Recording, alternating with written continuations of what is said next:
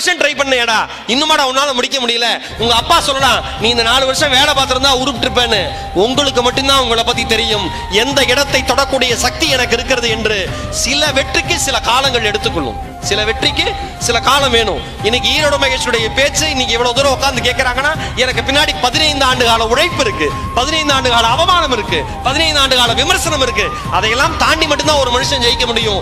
கோபுரத்தை பார்த்து வியக்கிற மனிதர்கள் யாரும் அஸ்திவாரத்தை பற்றி பேசுவது கிடையாது. அஸ்திவாரத்தை பற்றி நினைப்பவன் மட்டும்தான் கோபுரம் வளர்ப்பதற்கு தகுதியானவன் என்பதை இங்க இருக்கிற அத்தனை பேரும் மனதிலே தெளிவாக பதிய வைத்துக் கொள்ளுங்கள்.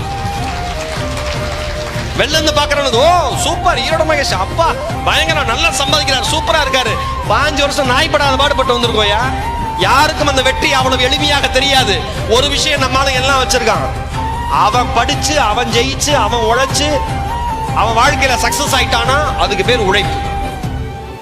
அவன் கஷ்டப்படுறான், அவன் படிக்கிறான், அவன் அசிங்கப்படுறான், அவன் ஜெயிச்சிட்டானா கஷ்டப்பட்டு உழைச்சு ஜெயிச்சேம்மா. இதே பக்கத்துல இருக்கிறவன் அதே பண்ணானா எல்லாம் அதிர்ஷ்டம், கம்ப்ளீட்டா அதிர்ஷ்டம். அவன் பாருங்க எவ்வளவு நாள் வருவான்னு பாருங்கம்மா. வீடு கிரகப்பிரவேசத்துக்கு ஒருத்தனை கூப்பிட்டுருக்கேன். அவன் சொல்றான், பில்டிங் ஸ்ட்ராங்கா இருக்கான்னு பாத்தீங்களாங்க.